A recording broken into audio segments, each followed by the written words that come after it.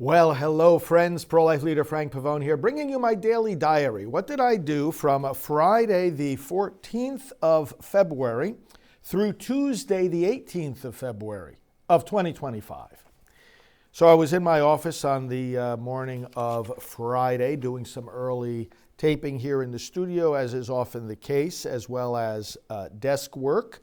I'll tell you in a moment what the desk work was, but I had to do the staff briefing, and then I had some phone calls to make, a meeting with our social media / video production team at 10 a.m., followed by a meeting at 10:30 with our technical department and also the people responsible for one of our radio programs, making plans for that. Then at 11 a.m., an important meeting with a representative from Patriot Mobile. You hear us promoting Patriot Mobile on our programs, and we were talking about more of the details of the agreement that we at Priests for Life have with that great company, the only Christian conservative wireless provider in the nation.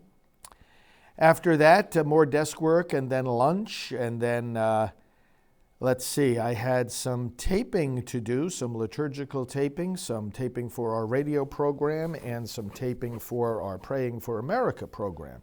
So I did all that taping in midday. At 2 o'clock, I had a meeting with our vice chairman. At 3 o'clock, I had another meeting with our vice chairman in conjunction with the attorneys who are finalizing our C4 organization. So a C3, which Priests for Life has been from the beginning and will continue to be, is an educational corporation. A C4 is a corporation with more of a political mission and lobbying and can even make endorsements. So we are starting that C4, you've heard me talk about it, called Pro-Life Vote.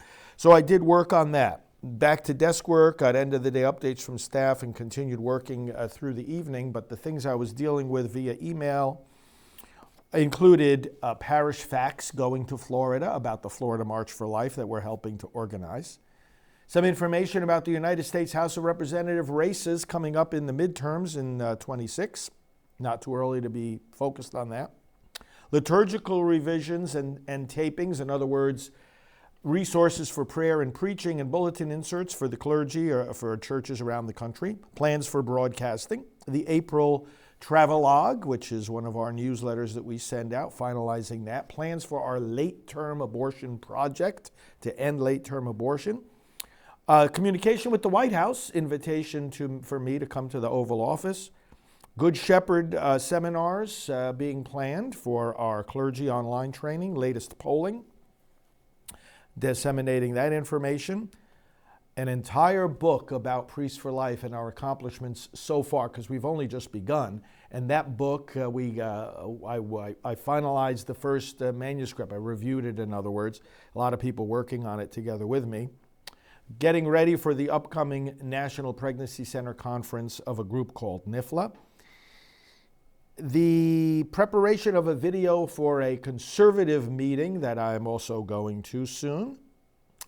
Email blast going out to our supporters, finalizing the wording for that. And finally, an ad. We do online advertising, and I was devoting some time to finalizing that. That was Friday the 14th. Saturday the 15th, a day of work here at the office, including a number of things at my desk as well as a number of tapings. At my desk, I had to deal with, from my work early in the morning, plans for upcoming travels. Helping up a key pro-life leader with her website, follow up with media interviews that I recently had, more preparation for the Good Shepherd Project seminar, preparations to attend a Catholic leadership conference that I've been invited to come to at Franciscan University of Steubenville.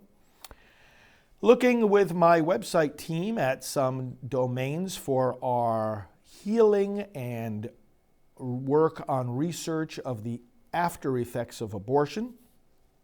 One of them we settled on was lifeafterabortion.com.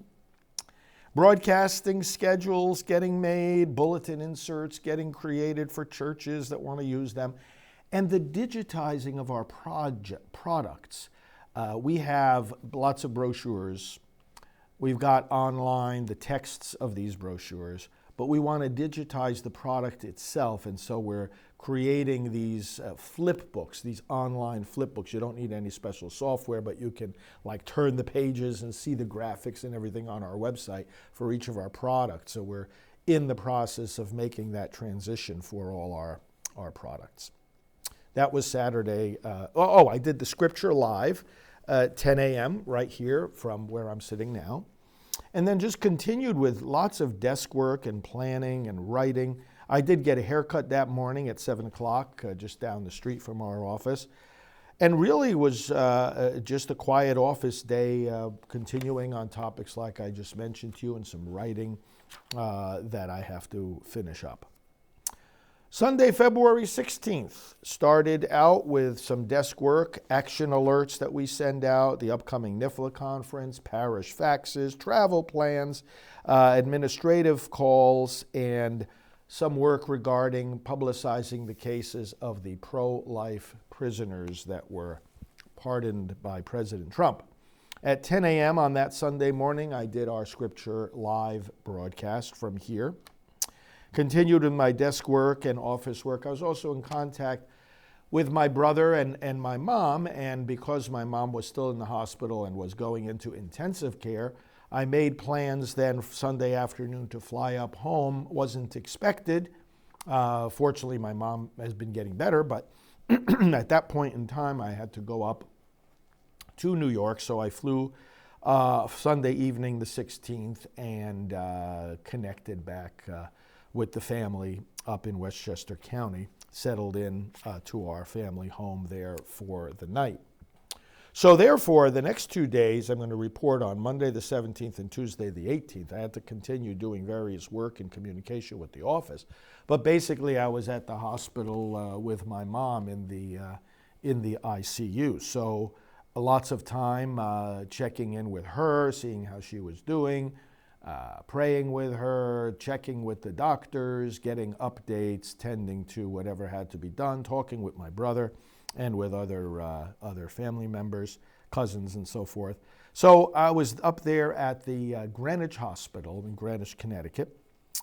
And while there on Monday the 17th, as I say, I was in communication with my office, and between visiting in the room and talking with the medical people, I would then also go into the family area waiting room and get some work done in communication with my office. So I had to deal with things like upcoming action alerts being sent out, the upcoming Pregnancy Center Conference I would be at, Monday the 17th, the 30-year accomplishments booklet of Priests for Life. We're publishing a special booklet of the impact that we've made, so I had to do some work on that, as well as on the Lenten devotional that we created for this Lenten season.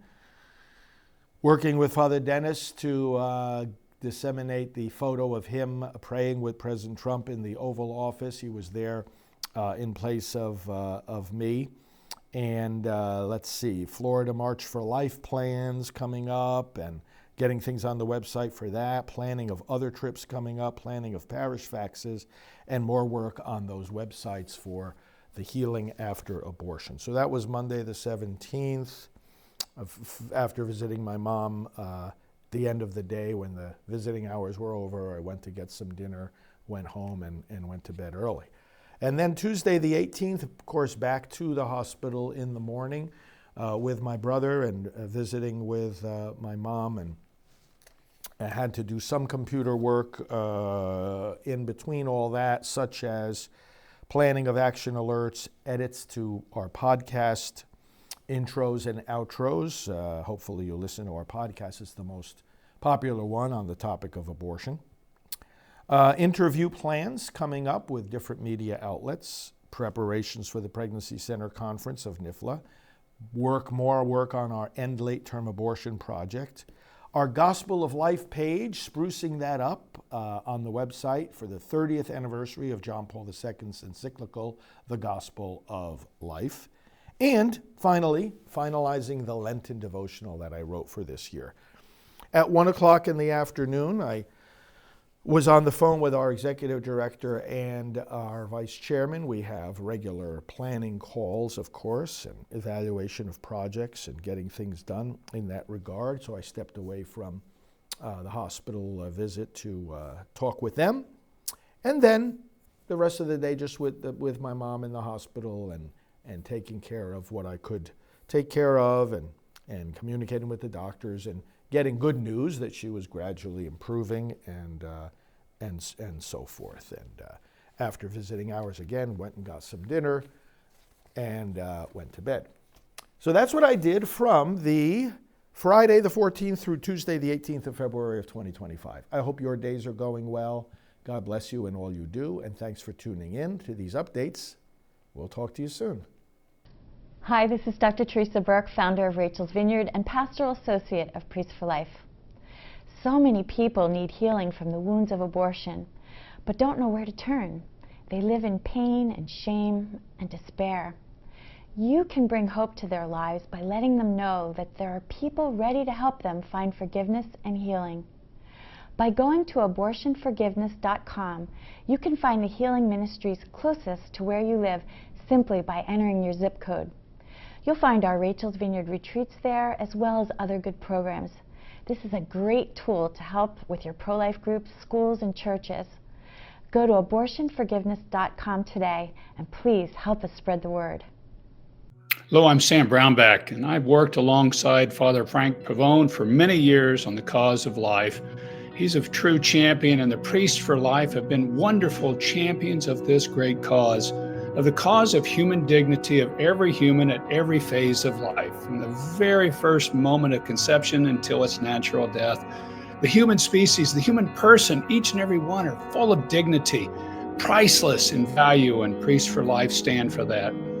Join their work with them, work alongside them in this battle, this incredible battle, this fantastically important battle for life in the United States. We've got to win this fight.